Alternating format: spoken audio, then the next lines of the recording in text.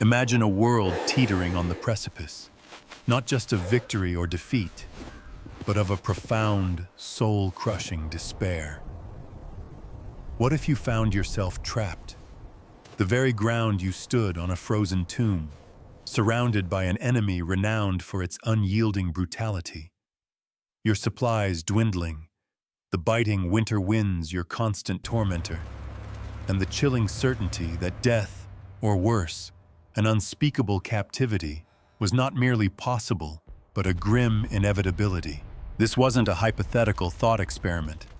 This was the horrific reality for thousands of American soldiers in the snow-choked forests of Belgium in the dying days of December 1944. This isn't just another chapter in the vast annals of World War II. This is a story that peels back the layers of military strategy, delves into the raw psychology of combat, and ultimately illuminates the extraordinary power of unconventional leadership when faced with an existential crisis. It's the gripping account of how one audacious decision, made by a general as controversial as he was brilliant, transformed what should have been a massacre into one of the most remarkable and inspiring rescue operations ever recorded in military history. It's a testament to the human spirit's capacity for defiance, for courage that burns brightest in the darkest hours, and for a commitment to one another that transcends all odds. To truly grasp the magnitude of what unfolded, we must first transport ourselves back to that fateful winter. The year is 1944. The Western Front, after the triumphs of D-Day and the liberation of Paris, was largely perceived to be in its final, grinding stages. Allied commanders, weary but confident, believed the German war machine was on its last legs, that Hitler's once unbeatable forces were merely clinging to defensive positions, awaiting the inevitable end. The sense of an impending victory, perhaps by spring, permeated the air, a hard-won optimism after years of sacrifice. But this widespread belief was not just an error. It was a catastrophically dangerous misreading of the enemy's desperation, a fatal underestimation of a dictator's willingness to gamble everything on one final apocalyptic throw of the dice. Deep within Hitler's bunker, consumed by a delusional belief in a miraculous turnaround, a plan of staggering ambition and suicidal risk was being meticulously crafted. Operation Watch on the Rhine, what the world would soon know as the Battle of the Bulge, was Hitler's last desperate gamble. It was a massive, surprise offensive, designed with a singular, chilling objective: to punch a hole through the seemingly quiet Ardennes forest, split the Allied forces in two, and recapture the vital port of Antwerp. Success, Hitler believed, would force the Western Allies to sue for a separate peace, allowing him to then turn his remaining battered forces entirely eastward against the Soviet Union. The strategic stakes were not just high, they were absolute. The fate of Germany, and indeed the future of Europe, hung precariously in the balance. At the very spearhead of this audacious, almost insane assault was not just any German unit. It was the 1st SS Panzer Division Leibstandarte SS Adolf Hitler. These were not ordinary soldiers.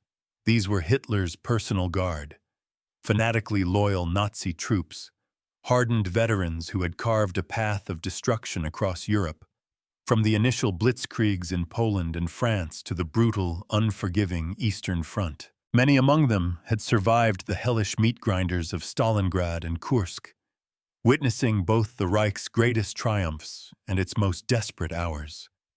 They moved with a chilling precision, their ruthlessness a surgical instrument, their fanaticism a self-fulfilling prophecy. Their reputation for showing no mercy, for executing orders without question, no matter how brutal, preceded them, instilling terror and despair in the hearts of those they faced. Yet, what happened next would defy all expectations, all military doctrine, and all conventional wisdom. It would demonstrate that sometimes The most audacious and seemingly impossible plans succeed precisely because they appear to be beyond the realm of possibility. This is where tactical genius met desperate courage, where the cold logic of war intersected with the raw, emotional imperative to save lives. And it's where General George S. Patton's controversial orders would either save hundreds of American lives from certain annihilation or condemn thousands more to a futile, bloody grave. December 16th, 1944. The pre-dawn darkness was thick, heavy with the oppressive silence of a coming storm, both meteorological and martial. Over 200,000 German troops, supported by thousands of tanks and artillery pieces, surged forward. The attack came through the Ardennes forest, a sector considered relatively quiet, lightly defended, and impassable for a large-scale offensive by Allied intelligence. It was the same route the Germans had used with devastating effect in 1940. But this time, the scale of the gamble, the sheer desperation behind it, was even greater. The German plan was brilliant in its deception and brutal in its execution. The weather itself conspired with the attacking forces. December 1944 brought one of the harshest winters in European memory. Temperatures plummeted far below freezing, turning the landscape into a cruel, icy wilderness. Snow fell continuously, blanketing the dense forests and treacherous roads. And perhaps most critically, a thick, suffocating fog enveloped the Ardennes, providing perfect cover for the German advance while simultaneously grounding Allied air support. The eyes and ears, and indeed, the devastating punch of the Western Allies. American soldiers, many of them recent replacements, ill-equipped with inadequate winter gear, found themselves fighting not just a fanatical human enemy, but the elements themselves. Frostbite, trench foot, and hypothermia became as potent a threat as German bullets. The American forces facing this onslaught were a stark contrast to the seasoned, ruthless SS units. Many were fresh replacements, soldiers who had arrived in Europe just weeks, or even days, before the German offensive erupted. The 106th Infantry Division, specifically, had been positioned in what was believed to be a quiet sector of the front, intended for new recruits to gain experience gradually, away from the intense fighting. This assumption proved disastrously, fatally wrong. When the German offensive began, entire American units, still reeling from the shock and confusion of the surprise attack, found themselves quickly surrounded. Communication lines were severed, supply routes cut, and in the ensuing chaos, scattered groups of American soldiers found themselves trapped behind enemy lines. Ammunition diminished rapidly, food was scarce, and the brutal Belgian winter, with its icy grip, offered no quarter. Among these trapped forces were also elements of the 101st Airborne Division, veterans of D-Day and Operation Market Garden, elite paratroopers who had seen the worst of combat. But even these experienced warriors found themselves in an impossible situation. They had been rushed to the vital crossroads town of Bastogne, ordered to hold it at all costs, only to soon find themselves completely encircled by multiple German armored divisions, including the dreaded 1st SS Panzer. The psychological warfare deployed by the Germans was as intense and chilling as the physical combat. Propaganda units broadcasted surrender demands, promising fair treatment, even as they simultaneously spread terrifying stories of what happened to those who resisted, knowing full well the SSS's infamous reputation for executing prisoners. This created an atmosphere of desperate determination among the surrounded Americans. They knew surrender was often not an option. The tactical situation that developed embodied several critical themes that define military leadership under extreme pressure.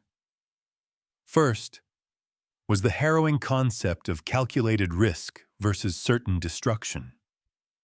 Traditional military doctrine suggested that surrounded units should establish strong defensive positions and wait for relief. But with the fanatical 1st SS closing in, and their reputation for brutality preceding them, such traditional approaches seemed to guarantee annihilation, not rescue. There was no time for methodical procedure. Every ticking minute brought them closer to an irreversible fate. The second theme was the clash between fundamentally different military philosophies. The German approach, particularly that of the SS, emphasized overwhelming force, swift decision, and psychological terror. SS units were indoctrinated to show no mercy, and their reputation, often buttressed by real atrocities and sometimes by exaggerated rumors, had spread like wildfire through the Allied ranks. Soldiers understood that surrender to the SS often meant summary execution rather than the relative safety of captivity. Against this backdrop of fear and desperation, American military culture, in contrast, emphasized adaptability, initiative, and resourcefulness at the individual level. Unlike the rigid, hierarchical structure of German forces, American units were trained to function even when cut off from higher command, to improvise and adapt. This decentralized, adaptable approach, ingrained in the American fighting spirit, would prove crucial in the agonizing hours that followed. The third theme, and arguably the most pivotal, was the role of controversial leadership in crisis situations. General George S. Patton had already cemented his reputation as one of the war's most effective, and certainly most problematic, commanders. His ability to move large forces with breathtaking speed and aggressive intent was legendary, but so was his tendency to ignore conventional wisdom, to speak his mind bluntly, and to make decisions that often horrified his superiors while simultaneously inspiring his troops to achieve the impossible. He was a paradox, a brilliant strategist with a flamboyant, often crude, public persona. His career was a tightrope walk between glory and court-martial, but in December 1944, the fate of hundreds of thousands of lives hinged on the very qualities that made him so controversial. The weather, that silent, merciless enemy, added another layer of crushing complexity to these themes. The same conditions that provided perfect cover for the German surprise attack. The dense fog, the continuous snow, the freezing temperatures, also prevented Allied air support from reaching the surrounded forces. Fighter bombers that could have decimated German armored columns and transport planes that could have resupplied the trapped Americans remained stubbornly grounded. The skies, usually dominated by Allied air power, were silent, rendering ground relief the only viable option. This meteorological tyranny created a perfect storm, intensifying the urgency and desperation of the situation to an almost unbearable degree. Adding to this dire cocktail of challenges were profound intelligence failures. Allied commanders caught in the grip of overconfidence and a flawed understanding of Hitler's psychology had dismissed numerous signs of German buildup as merely defensive preparations. They failed to recognize the sheer scale and audacity of Hitler's final offensive. This critical intelligence miscalculation meant that when the attack finally came, American forces were not just surprised, but completely unprepared for the scope, the ferocity, and the strategic intensity of the German assault. The frontline units, particularly the inexperienced ones, were caught flat-footed, utterly overwhelmed before they even fully comprehended the monumental threat they faced. The cost of this oversight would be measured in blood, ice, and fear. When the first frantic, fragmented reports finally reached higher command, reports detailing American forces surrounded, isolated, and facing annihilation by the dreaded SS units, the initial response, as is often the case in large bureaucracies, followed standard military procedure. The logical, methodical approach dictated organizing a carefully coordinated relief operation, linking up with adjacent units, ensuring adequate supplies and support were painstakingly gathered before any advance. It was the textbook response, prudent and systematic. But General Patton, a man who famously declared, "Fixed fortifications are monuments to man's stupidity," saw the situation through a different lens entirely. His analysis was brutally, defiantly simple. Methodical approaches would take too long. By the time a conventional relief force could be organized, adequately supplied, and cautiously positioned, the surrounded Americans in Bastogne would be dead or captured. The 1st SS was not known for taking prisoners, especially when time pressure and the strategic imperative of rapid movement demanded ruthless efficiency. Patton understood the psychological calculus at play. He knew the German High Command, steeped in their own methodical traditions, would anticipate a slow, deliberate Allied response. And it was this anticipation that Patton intended to shatter. Patton's solution was characteristically audacious, a move that flew in the face of every conventional military tenet. Instead of organizing a careful, step-by-step relief operation, he would do something unheard of. He would pivot his entire Third Army, then engaged in fierce fighting further south, a staggering 90 degrees, and drive north with unprecedented speed toward the surrounded forces in Bastogne. This meant abandoning planned operations, exposing his own flanks to potential German counterattacks, and committing his forces to what many in the Allied High Command considered a hopeless, almost suicidal mission. The technical challenges were immense, bordering on the impossible. Moving an entire army, hundreds of thousands of men, thousands of tanks, trucks, artillery pieces, and all their associated logistical support, in the depths of a brutal European winter, across difficult, snow-choked terrain, while simultaneously maintaining combat effectiveness, was the kind of operation that military theorists said required weeks, even months, of meticulous preparation. Generals pore over maps, contingency plans are drawn up, supply lines are painstakingly established. Patton gave his staff not weeks, but mere hours. He demanded the impossible, and then, through sheer force of will and an uncanny understanding of human potential, he made his men believe it could be done. But the purely human element of his solution was perhaps even more remarkable than the logistical audacity. Rather than simply issuing orders from a distant headquarters, Patton personally visited frontline units. He stood before his exhausted, shivering soldiers, not to bark commands but to explain what they were attempting, and most critically, why. He didn't just articulate the mission. He instilled a profound sense of purpose.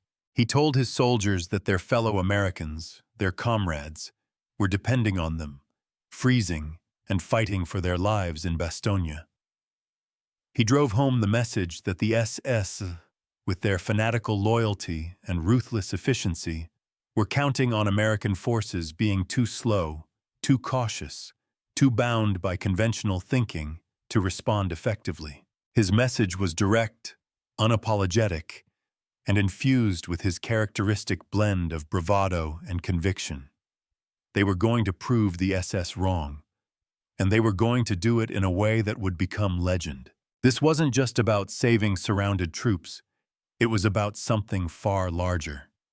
It was about demonstrating unequivocally that American forces could outthink, outmaneuver, and outfight Hitler's elite units, even under the most brutal conditions.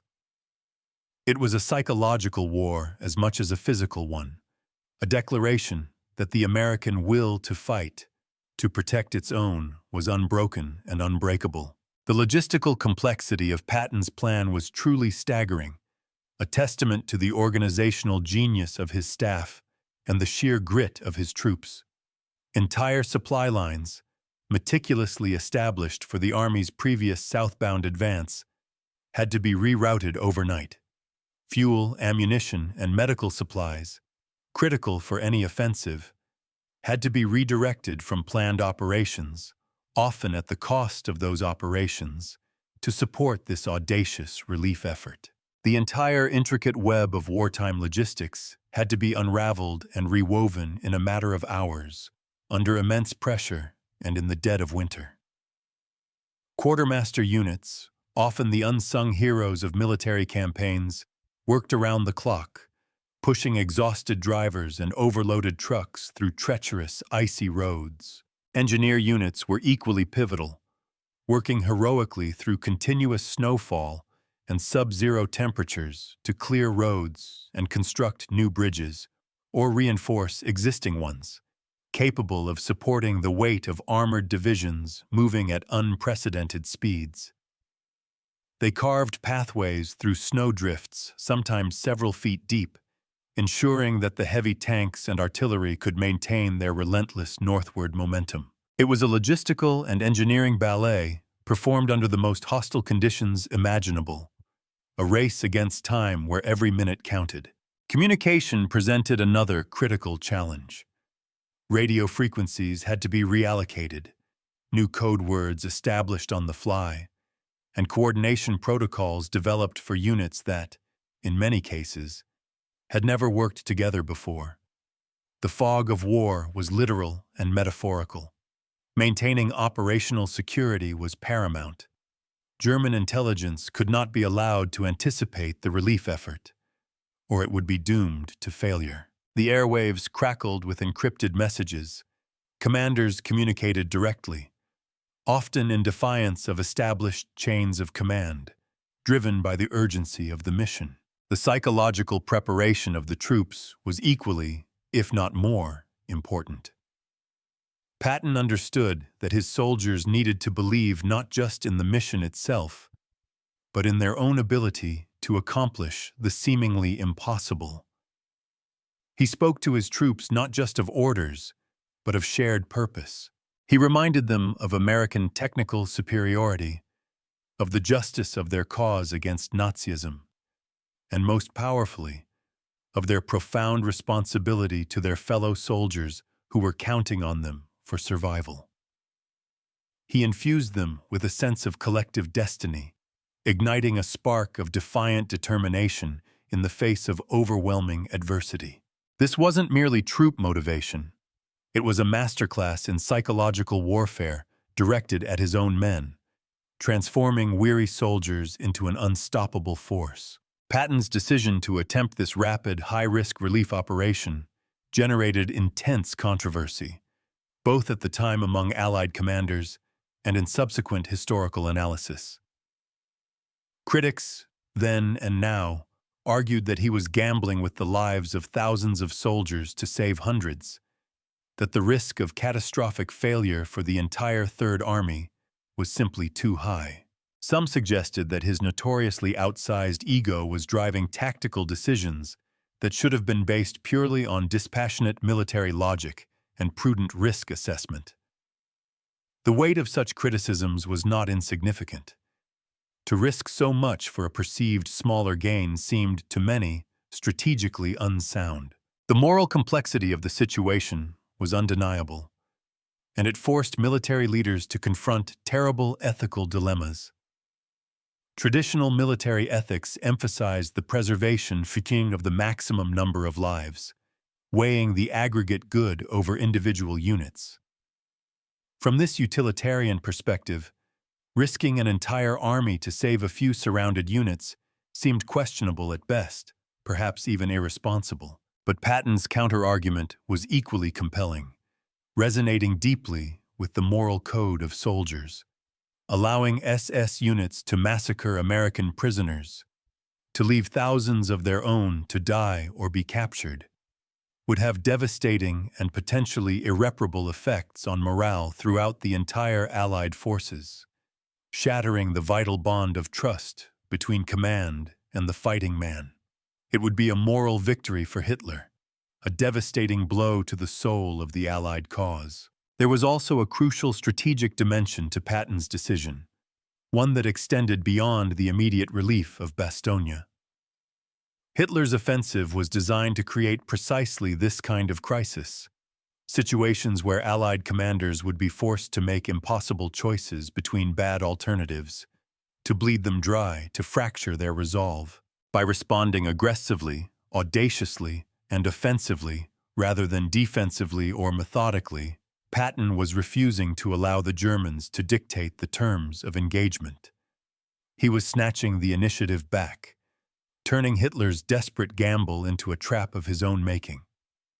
He understood that sometimes the best defense is a devastating offense, especially when the enemy least expects it.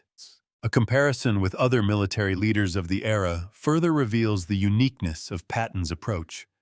A general like Bernard Montgomery, for example, known for his methodical and meticulous planning, would almost certainly have insisted on weeks of careful preparation, ensuring every logistical detail was perfect before any major move.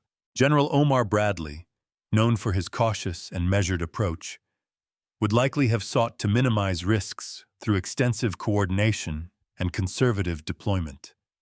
Even General Dwight D. Eisenhower, despite his profound respect for Patton's abilities and his own experience in daring decisions, was initially skeptical of the plan, recognizing the immense risks involved.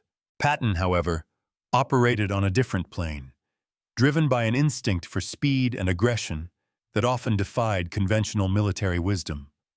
He believed that audacity, executed with overwhelming force, could overcome even the most daunting obstacles. But perhaps the most important reflection concerns the very nature of leadership under extreme pressure. Patton's decision required not just tactical brilliance and a deep understanding of logistics, but also a profound psychological insight into how his troops would respond to a seemingly impossible mission. He was betting not just on the physical capabilities of his men, but on their innate courage, their commitment to each other, and their willingness to follow him into the jaws of hell if he could articulate a compelling enough reason. He was betting that American soldiers, when properly motivated, inspired, and led, could achieve what their enemies, and indeed many of their own allies, considered utterly impossible. It was a gamble on the human spirit itself. The ethical implications of this decision extend far beyond immediate military considerations, resonating through history and challenging us to consider the terrible burdens of command. Was it morally justifiable to risk thousands of lives to save hundreds? How should military leaders weigh certain smaller, immediate losses against the potential for larger, perhaps catastrophic, strategic failures?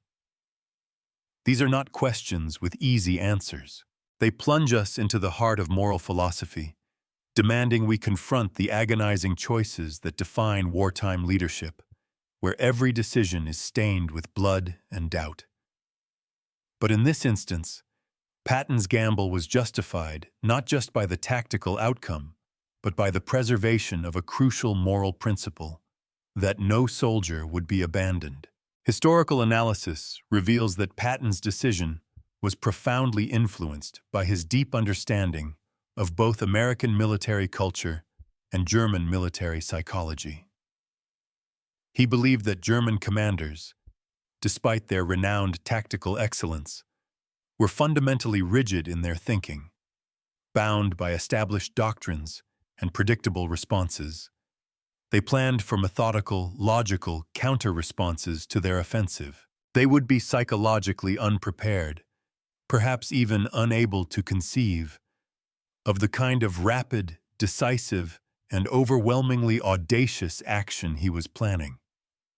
He was exploiting a blind spot, a weakness born of their own strengths.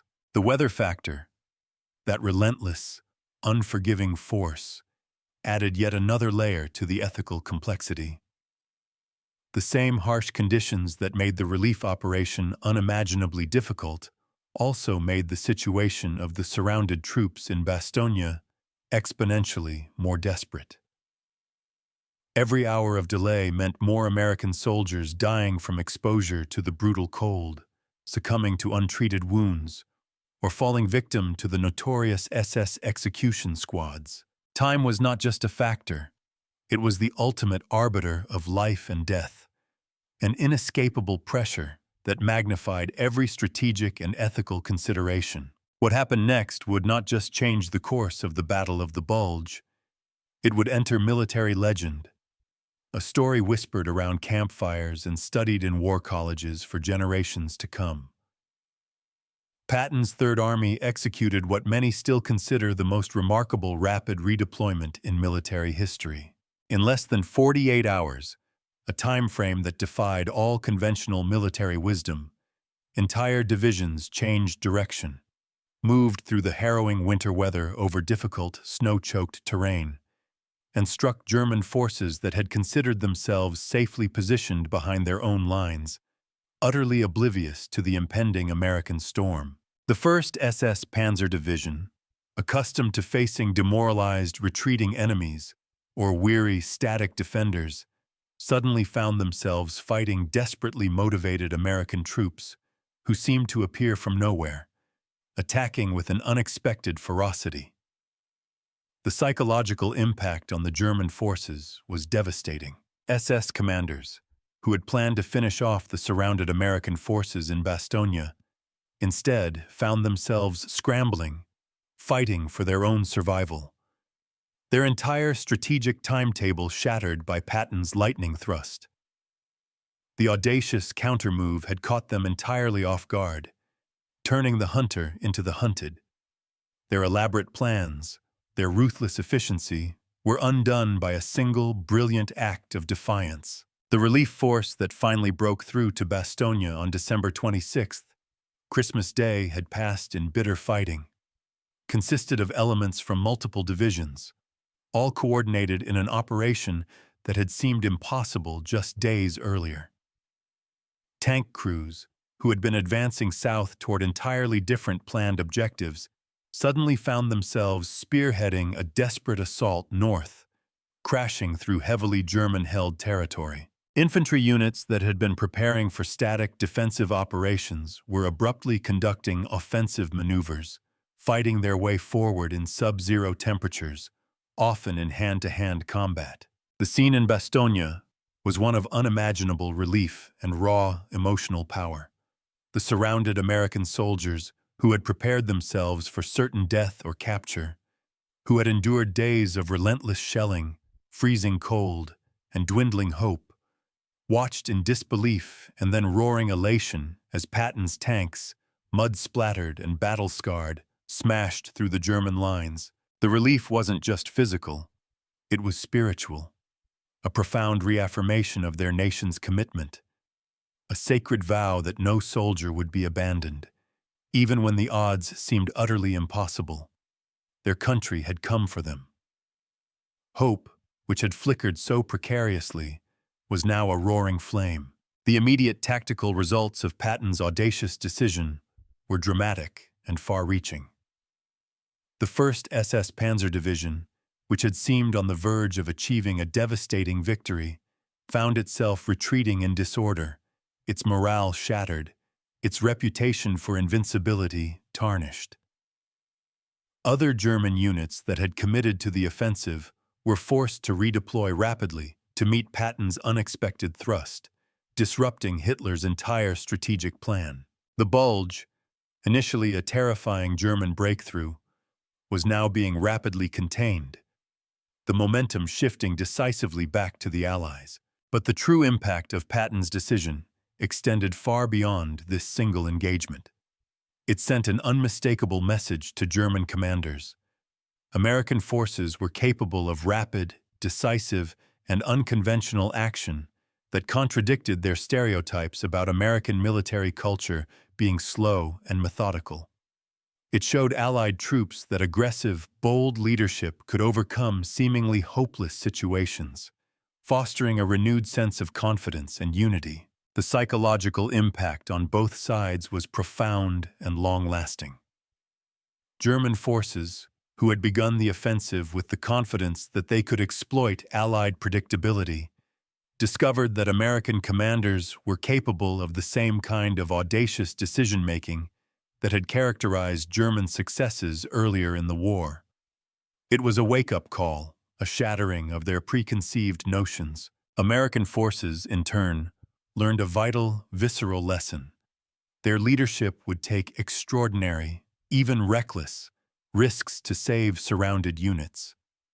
This created an unbreakable bond of trust, a powerful sense of camaraderie and belief in their command that would significantly influence combat effectiveness for the remainder of the war. It instilled the profound conviction that they would never be left behind, that every effort would be made to bring them home.